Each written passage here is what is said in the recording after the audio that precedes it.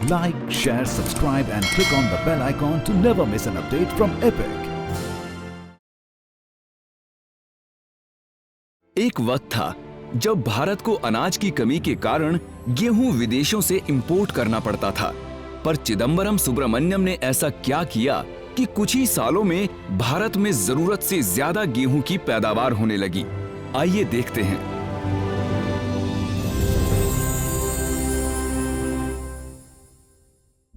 एक एग्रीकल्चरिस्ट जमींदार के घर जन्मे चिदंबरम सुब्रमण्यम जी का बचपन खेत खलिहानों में फसलें उगाने का प्रोसेस जानते और समझते हुए गुजरा। इसी वजह से उनकी साइंस में दिलचस्पी जागी और उन्होंने बीएससी की पढ़ाई की। सुब्रमण्यम जी एक देशभक्त थे, इसीलिए जब कॉलेज में उनका परिचय अंग्रेजों के खिलाफ चल रही आजादी की लड़ाई से हुआ तो जोशीले सुब्रमण्यम जी ने उसमें हिस्सा लेने का निर्णय लिया। उस दौरान उन्होंने खुद को पूरी तरह देश के लिए समर्पित कर दिया और भारत को आजाद कराने के लिए उन्होंने कई हड़तालें और रैलियां ऑर्गेनाइज करवाईं। भारत को आजादी मिलने के बाद वो अपने होम स्टेट मद्रास में 10 साल एजुकेशन, लॉ और फाइनेंस मिनिस्टर रहे। ऐसी इंपॉर्टेंट मिनिस्ट्रीज संभालते हुए उन्होंने मद्रास को एक सशक्त राज्य बनाया और फिर मद्रास में उनके काम को देखते हुए 1964 में उन्हें देश का एग्रीकल्चर मिनिस्टर बनाया गया। अपने इस कार्यकाल में वो देश में एक क्रांति लेकर आए जो ग्रीन रेवोल्यूशन कहलाई। इसकी शुरुआत ऐसे हुई। चिदंबरम बचपन से ही एग्रीकल्चर से जुड़े हुए थे और भारत को उस समय एक ऐसे ही लीडर की जरूरत थी जो एग्रीकल्चर को अच्छे से समझता हो।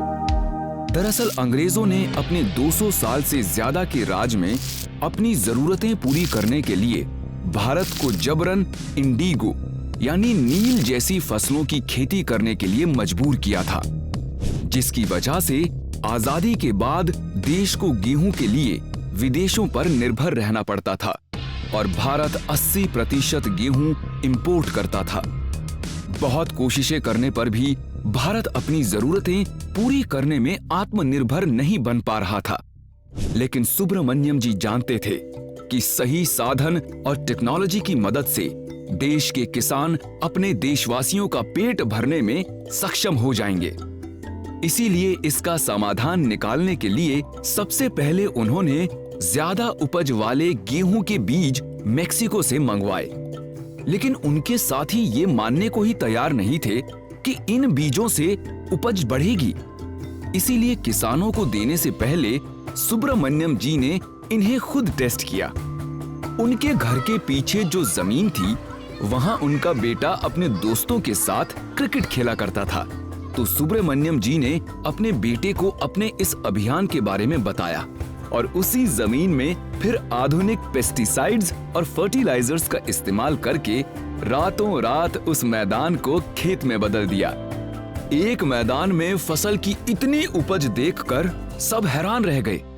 लेकिन सुब्रमण्यम जी जानते थे कि इस एक्सपेरिमेंट की सफलता तो महज एक शुरुआत है। इस बीज से गेहूं के मास प्रोडक्शन के लिए किसानों तक आधुनिक तकनीकें पहुंचाना बहुत जरूरी है। इसीलिए उन्होंने उस समय के प्रधानमंत्री श्री लाल बहादुर शास्त्री जी को किसानों को पेस्टिसाइड्स और फर्टिलाइजर्स सब्सिडाइज्ड रेट्स पर देने के लिए मना लिया। उनके इन प्रयासों की वजह से भारत के गेहूं का उत्पादन 1964 में 10 मिलियन टन से बढ़कर सिर्फ 4 सालों में ही 17 मिलियन टन हो गया। और तो और 1972 में भारत में रिकॉर्ड तोड़ गेहूं का उत्पादन हुआ। ग्रीन रेवोल्यूशन के नाम से बुलाए जाने वाले इस रेवोल्यूशन ने कुछ ही सालों में भारत को एक व्हीट इंपोर्टिंग नेशन से व्हीट सरप्लस नेशन बना दिया। सिर्फ 2 साल तक एग्रीकल्चर मिनिस्ट्री की कमान संभालने वाले चिदंबरम जी द्वारा ये सब्सिडीज आज भी भारत में लागू हैं, जिन्होंने किसानों की आमदनी पहले से बहुत बेहतर कर दी है। बहुत कम लोग ये जानते हैं कि सिर्फ ग्रीन रेवोल्यूशन ही नहीं, सुब्रमण्यम जी का देश की डेयरी इंडस्ट्री को डेवलप करने में भी बहुत बड़ा हाथ है। उन्होंने वर्गीस कुरियन को नेशनल डेयरी डेवलपमेंट बोर्ड का चेयरमैन बनाया था जिनकी बदौलत देश में व्हाइट रेवोल्यूशन आया था। देश में ग्रीन रेवोल्यूशन लाकर भारत को गेहूं के उत्पादन में आत्मनिर्भर बनाने के लिए भारत सरकार ने चिदंबरम सुब्रमण्यम जी को 1998 में भारत रत्न से सम्मानित किया। सुब्रमण्यम जी का मानना था कि किसानों को सशक्त बनाकर ही देश डेवलप हो सकता है। उन्होंने अपने जीवन काल में ये निश्चित किया कि भारत के किसानों को देश की सेवा करने के लिए सभी सुविधाएं मिले।